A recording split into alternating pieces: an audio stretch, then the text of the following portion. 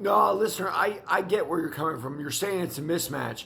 And yes, I agree with you. Most likely it is. You know, Mason Jones is on the rise, right? Double champ from Cage Warriors, and now fighting a veteran who's on the downhill slide, right? So I guess I understand what you mean from the both standpoints.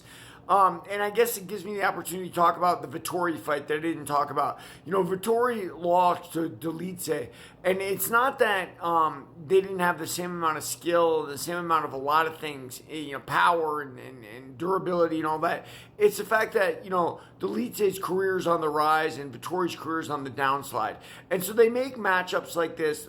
I don't want to call them setups, but let's be honest, they're setups. Like, Jeremy Stevens is supposed to lose this matchup, right, in front of his hometown to Mason Jones. Now, if he doesn't, great, they'll use him again. It doesn't matter. That's why in boxing, the only winner, or fighting in general, the only winner ever is the promoter, right? So it doesn't matter one way or the other. But this is a very common matchup, right? The old veteran versus the young gun. And most of the time, the young gun wins. Why? It's momentum. I've talked about this a lot.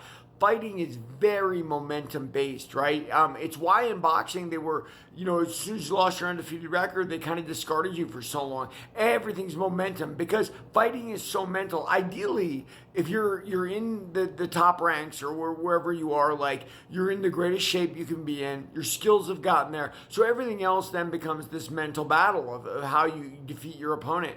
And sure enough, like when you're young and hungry, obviously that's what the whole eye of the tiger thing was about, right? Like you're hungry, you want it more than that old champ who maybe he's gotten fat on, what is it, silk pajamas, they say. But, you know, listen, at the end of the day, too, I can see the other side of that. You know, Jeremy Stevens' career is over, right? Like, but he's come back, and he's come back through bare knuckle, and now it's exciting for him to give him another shot. Like, if it wasn't for his victory in bare knuckle, I very much doubt Hunter and Dana would have been, you know, willing to give him the shot against, you know, Mason Jones. And they are willing to give him the shot in his hometown.